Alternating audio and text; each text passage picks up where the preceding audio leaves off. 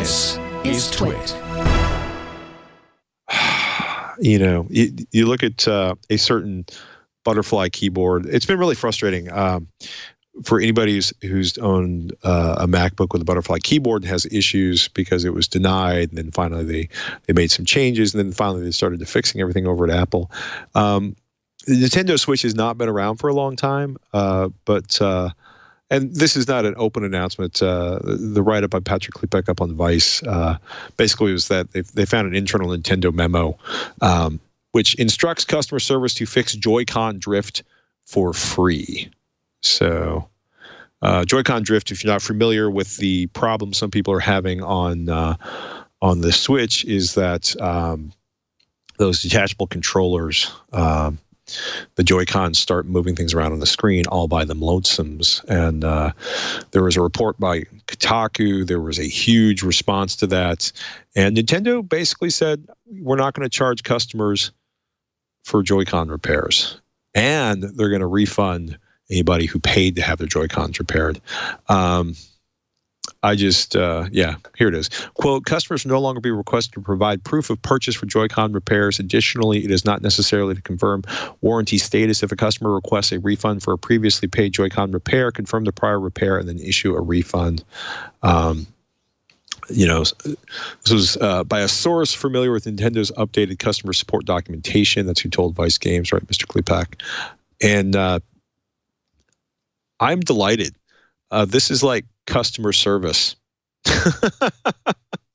Apple, take notes. Take action earlier. I'm pointing to this story on the screen. And they're saying Joy-Con drift exists. We take responsibility for it. We want our customers to have a great experience. Let's look up Nintendo Switch, and let's go to Amazon. Okay. There's Nintendo Switch is a $300 product, and MacBook Pro. Oh, and the MacBook Pro started. Oh, let's just randomly pick one off of here. Oh, here's a 13-inch MacBook Pro for $1,300. Guess which one got a better response for customer service faster? Yeah. Apple has a history of not acknowledging issues and just leaving it up to the Genius Bar one-on-one. Right. Here's the actual script. Here's what you're supposed to say. Here's what you're supposed to do. And not really releasing it publicly unless they absolutely have to.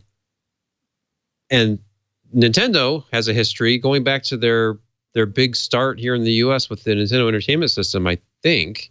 Could be wrong about this, but I think in Nintendo's history, at least once they have voluntarily either recalled and re-released product or instituted some form of repair. Right. It's just a different company culture. Nintendo was extremely concerned about their integrity, or at least their appearance of integrity.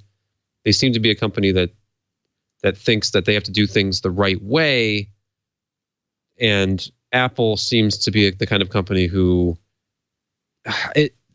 if anybody watching or listening has any sort of disdain for Apple, if you're not an Apple fan, they probably think of Apple's products as being overpriced, and there's all the horror stories about service issues, and we had the Ballgate thing back in the day with all the MacBook Pros, and that's why they no longer speak to NVIDIA, and all sorts of repair problems, and the latest on top of everything else being their flawed keyboard design, where this race to get to the thinnest possible form factor produced this extremely fragile keyboard technology, which doesn't stand up to repeated use, where you end up with stuck keys or just non-responsive keys. So, they don't stand out as that reliable company anymore. They just look like an expensive lifestyle brand at this point, and which is sad because Apple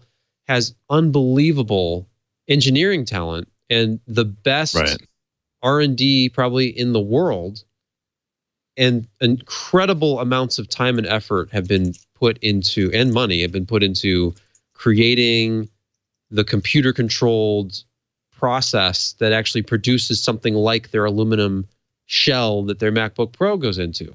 It's phenomenal. Right. If you do, if you read about it, sending people over to China for weeks or months at a time to like fine tune the process exactly. It's not just that they outsource. They only outsource if they're 100% convinced that the engineering team is producing the exact quality that they would in-house in Cupertino. And you are going to pay a premium when there's that much money being spent on R&D and quality control.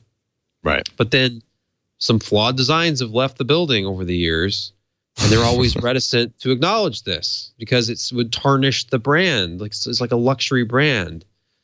So, it is nice to see Nintendo do this. You did mention something about a class action, and it seems like companies always have to be forced a bit, but at least they're being contrite about it now. One of the things is he points out in the articles, they never actually openly admit there's no there's no open acknowledgement, in part because that's like standard PR 101. Here's the line, quote, nowhere in the document does Nintendo acknowledge there is a fault with Joy-Cons, only saying that they are aware of, quote, recent reports, unquote, and because of the huge attention it's received, the company was anticipating more people would be asking Nintendo questions. We want to quickly handle these questions to restore consumer smiles, the documentation reads, end quote. It's, if there's possible lawsuits, they're not really openly acknowledging anything. They're just openly making a policy to make it right. So, and,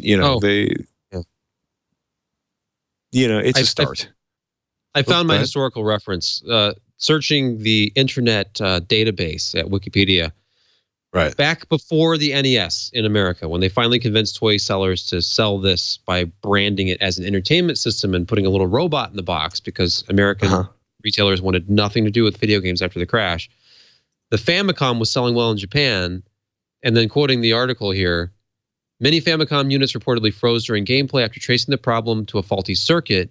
Nintendo recalled all Famicom systems just before the holiday shopping season and temporarily suspended production of the system while the concerns were addressed, costing them millions of dollars. So they reissued it with a new motherboard, problem solved, but they lost those holiday sales because they said, you know what? It's a faulty product. We don't want to sell products that are going to end up freezing on people. We're going to recall all of them, eat the money, re-release a better version.